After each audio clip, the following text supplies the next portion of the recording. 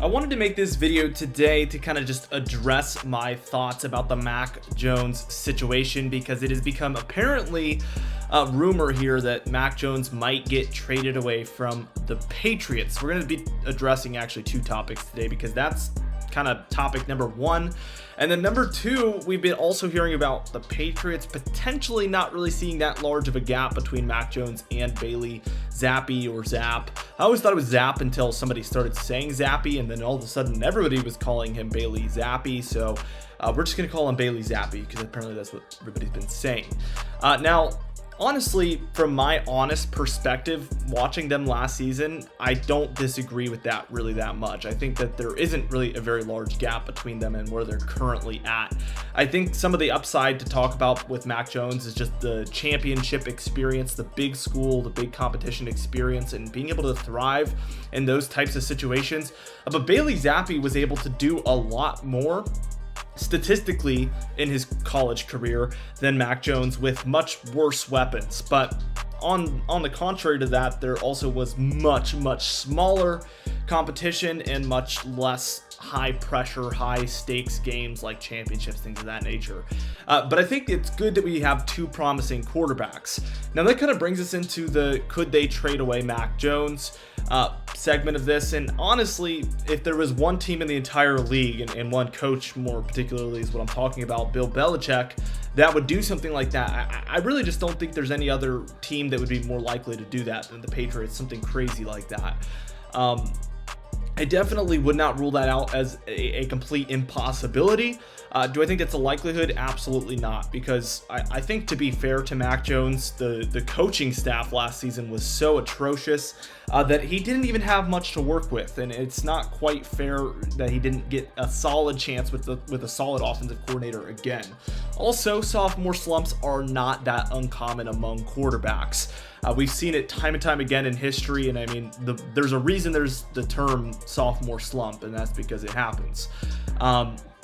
I think year three is going to look better for Mac Jones regardless of what happens, especially because of the fact that we brought in Bill O'Brien as the offensive coordinator. I think that's automatically a massive leap for this offense. And also, this is going to be a future video, but the fact that they do have the potential to trade or pick up at least a very solid wide receiver, and a real number one wide receiver, I think that would obviously just completely set the 2023 season to be amazing offensively, especially compared to last season. But even just in general, bringing in that new offensive coordinator and then potentially trading or picking up a big wide receiver, which I think should be nearly the top priority this offseason. Now that we have an offensive coordinator, of course, that was the number one priority, but now I think wide receiver is up there. I think offensive tackle is going to be up there as well. Maybe a cornerback, obviously, could be useful. So things of that nature. And if Devin McCourty retires, then that all of a sudden puts the safety in those talks as well, the safety position.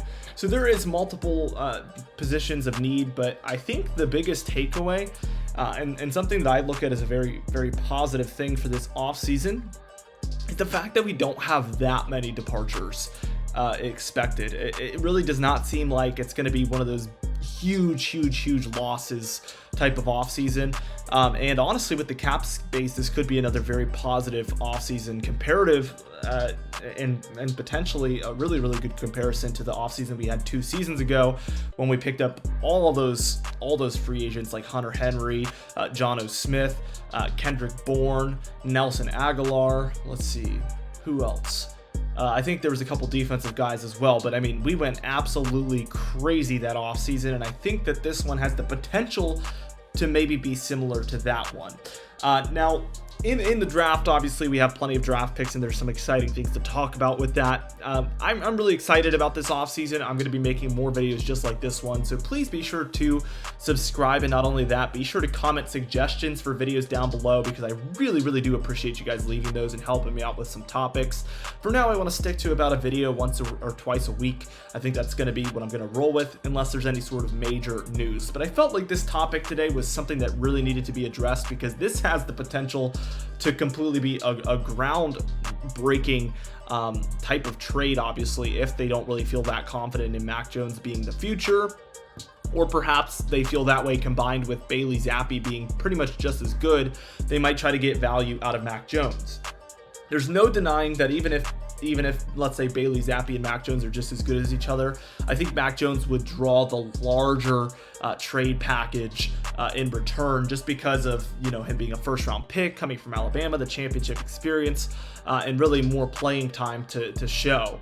But maybe the Patriots know something we don't, and they would be willing to trade away that guy just because he has the larger trade value, and Bailey Zappe would obviously have less value. But let's say they don't feel that confident in Bailey Zappe, and maybe they think he got lucky to have those very good games that he had last season, but they know something, again, we don't, and that he's not as good as people think he might be. Well, they might trade him away while the hype is high because they don't have confidence in his ability. They think he just got lucky.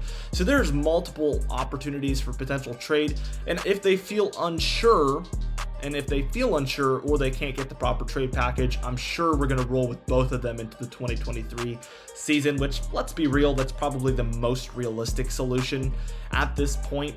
But I think that would be a huge sign that they don't feel confident in really knowing which one is the better guy, and they want to kind of figure that out moving forward. It could be a good move for the Patriots to really, really hone in on that kind of quarterback competition. It would put some pressure on Mac Jones to get a little bit better. And hey, maybe Bailey Zappe is the guy that thrives and really rises up out of that situation. It's really a win-win in that type of situation, unless they feel like they're already sure who their guy is, in which case it'd be best to go ahead and get a trade package for that guy, whoever he is.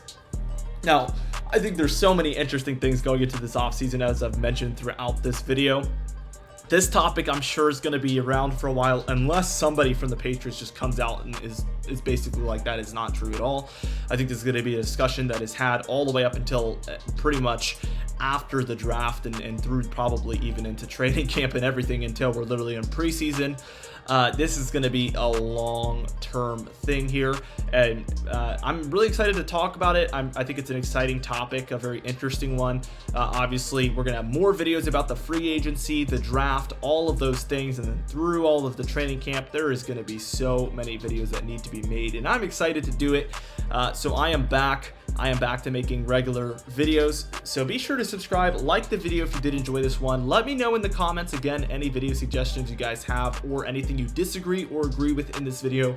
I would love to have some open discussion, and it does help the algorithm for me, guys, when you do comment, so I do appreciate that as well.